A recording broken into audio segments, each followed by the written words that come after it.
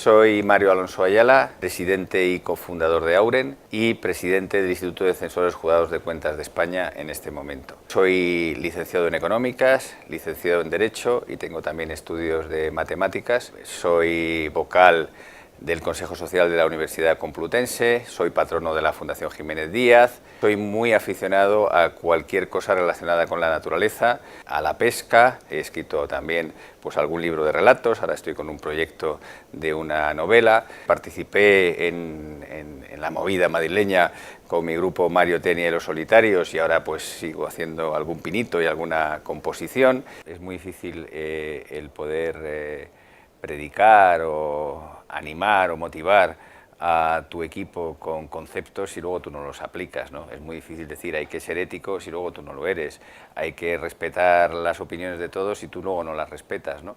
A mí me parece eso un valor fundamental y eso pasa a nivel de educación y es un claro ejemplo también con los hijos, ¿no? Es muy malo fumar, pero el padre fuma, pues difícilmente vas a convencer a nadie. En uno de los libros que he escrito sobre gestión de firmas profesionales se lo dedico específicamente a mi padre, ¿no? Mi padre fue mi primer maestro en la profesión y yo creo que de mi padre he tenido un ejemplo para mí fundamental que es la ética, ¿no? Yo no concibo el mundo en general, pero específicamente el mundo de los negocios sin la ética. Cuando te vas haciendo mayor y vas cumpliendo años, empiezas a relativizar casi todo, ¿no? Y te das cuenta que las cosas no son ni blancas ni negras y casi todas tienen unos colores grises, menos una, que es la ética. Aquí tenemos unos valores muy arraigados y son valores muy relacionados con el respeto a los demás, con escuchar opiniones, con ser muy proactivos, con animar mucho a la innovación. Y esto me parece que es algo que lamentablemente no existe, ¿no? Y esto es lo que te hace tener equipos motivados. Realmente la motivación de los profesionales no es exclusivamente desde el punto de vista económico. Yo creo que la motivación tiene que venir desde muchísimos otros puntos de vista, de la carrera profesional, de la formación adecuada, de la palmada en la espalda, del respeto a las opiniones, ¿no? Y eso hace que el ambiente de trabajo en Auren es verdaderamente extraordinario. Me da igual gestionar un grupo de rock o como gestionar cualquier faceta humana en la cual hay un grupo de personas que cada uno efectivamente tiene sus egos, quiere su protagonismo, quiere su cuota de poder, quiere probablemente ganar más dinero que el otro porque considera que aporta más valor añadido. Al final, yo creo que una de las cosas más difíciles de gestionar en un equipo humano o en una firma profesional es precisamente a los socios, ¿no? A los que realmente están liderando ese proyecto. Entonces yo creo que sí que tiene mucho que ver y me parece que para poder gestionar eso bien hay que pasar por abajo. Es decir, para poder ser un buen músico, tú no eres un buen músico sin haber sido previamente un buen instrumentista, incluso previamente haber escuchado muchísima música, ¿no? Y eso pasa en el mundo de la empresa. Yo recuerdo que mi gran amigo Enrique Urquijo, los últimos discos que él grababa, los grababa sentándose en la batería, sentándose en el bajo, sentándose con la guitarra y explicándole a cada uno lo que tenía que hacer, porque él tenía esto aquí en la cabeza, ¿no? Eso es lo que tiene que hacer un líder para dirigir un equipo profesional. Si tú has pasado por esas etapas y realmente has oído mucha música, y cuando digo mucha música, tienes mucha experiencia en el mundo empresarial, te es mucho más fácil dar a cada uno un poco lo que crees que necesita y que al que yo esté y que al final suene bien, ¿no? Que es lo que quieres que suene una banda de música, ¿no? Yo soy un convencido de que el mundo es transversal, ¿no? No creo en absoluto en los conocimientos súper especializados. Hay un libro, yo soy muy aficionado a la literatura y siempre pongo algún ejemplo de libros, ¿no? De John Kennedy Toole, que es muy conocido, La conjura de los necios, y el personaje era un personaje que estudiaba para carnicero, ¿no? Y entonces tenía, sus asignaturas era carnes 1, carnes 2, carnes 4, carnes 7, ¿no? Y era el que más sabía del mundo de carnes, pero solo sabía de carnes. Eso que es un modelo quizás un tanto importado de la cultura norteamericana, a mí me parece que fabrica a lo mejor buenos profesionales, pero fabrican muy malas personas, ¿no? Yo creo malas personas desde el punto de vista de poco interesantes, ¿no? De gente que realmente no aporta demasiado al mundo. Yo creo justamente lo contrario. A mí me parece que una persona puede tener unos conocimientos en cualquier materia, pero lo importante es que sepa, digamos, mezclarlo. A mí, efectivamente, hay muchísimas cosas que me interesan. Por supuesto que me interesa el mundo de la empresa, he fundado cerca de 25 compañías en múltiples sectores, pero me interesa muchísimo la naturaleza, me considero bastante especialista pues, en algunos campos, como por ejemplo en la ornitología. Yo creo que es el especializarse, es cierto, pero nosotros, por ejemplo, en Auren valoramos mucho los conocimientos transversales. Si hacemos una entrevista de trabajo a alguien que dices, ¿tú qué has estudiado? Pues mira, yo he estudiado Administración de Empresas y Filosofía. A mí esa persona me interesa muchísimo, seguro.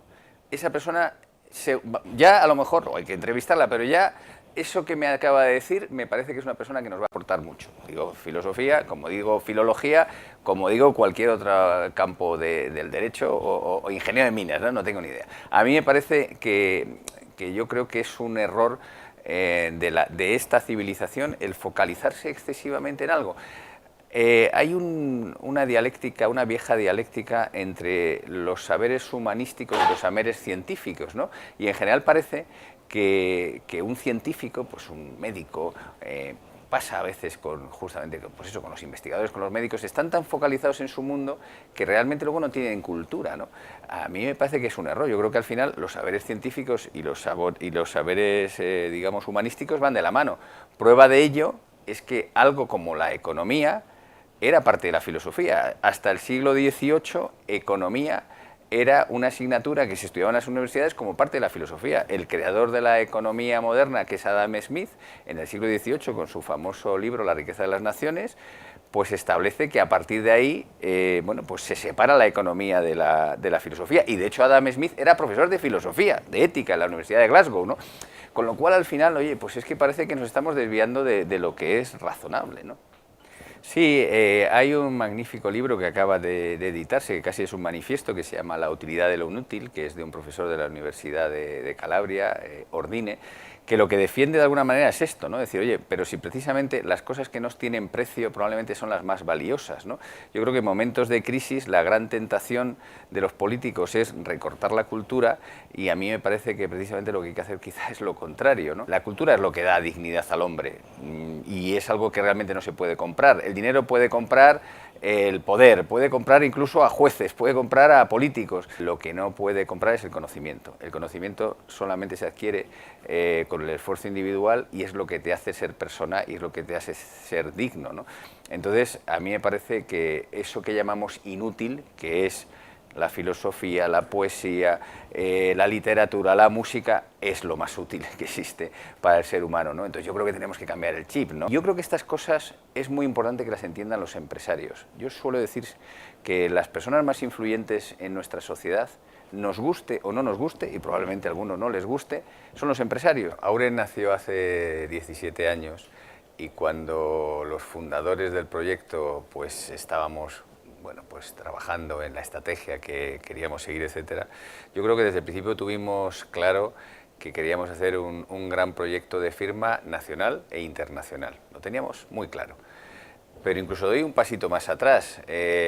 La primera firma profesional que yo creo con 21 años, yo no me quería quedar en algo local. O sea, yo desde el principio tuve claro que para competir en un mundo tan complejo como el de los servicios profesionales, el tamaño es una exigencia fundamental, ¿no? Entonces yo desde el principio tenía claro que quería hacer un gran proyecto. Evidentemente tienes 21 años y no tienes las ideas muy claras de cómo hacerlo, ¿no?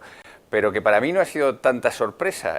Otra cosa es que hemos tenido suerte, creo que hemos hecho las cosas razonablemente bien y hemos conseguido pues, estar ahí liderando pues, el mercado, ¿no? O siendo uno de los líderes del mercado. Pero vamos, que para mí no ha sido una sorpresa porque era un objetivo que teníamos claro desde el principio. Evidentemente, cuando nace Auren, pues teníamos un tamaño mucho más pequeño, teníamos una gama de productos, de servicios mucho más limitada, el área internacional todavía no se había desarrollado, pero no eran cosas que no tuviéramos en cartera, ¿no? Entonces nosotros al final dibujamos un proyecto en nuestra cabeza y al final lo hemos conseguido llevar a cabo, ¿no? Poder competir y estar en el mercado, tienes que tener en tu ADN el crecimiento nacional, internacional, de innovar, de nuevos servicios, y si eso no lo tienes es muy difícil competir en este momento. Eso pasa en cualquier sector empresarial y desde luego en las firmas profesionales también, ¿no? Lo que pasa es que es verdad que internacionalizarse es algo muy complejo, necesitas buscar socios locales, necesitas tomar riesgos, necesitas recursos de todo tipo, pero al final, si tú tienes en la cabeza tu proyecto, es muy fácil que al final lo puedas conseguir.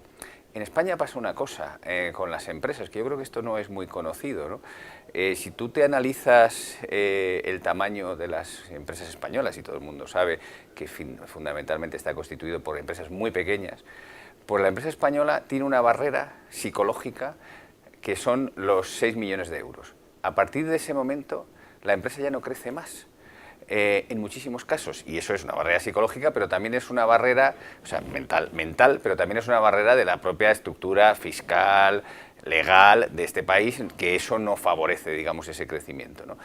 Y curiosamente, la empresa española grande es mucho más eficiente que la empresa alemana o que la empresa europea en general, mientras que la empresa española pequeña lo es menos. Por lo tanto, ¿cuál es la estrategia razonable para alguien que quiera competir? Tener un tamaño relevante.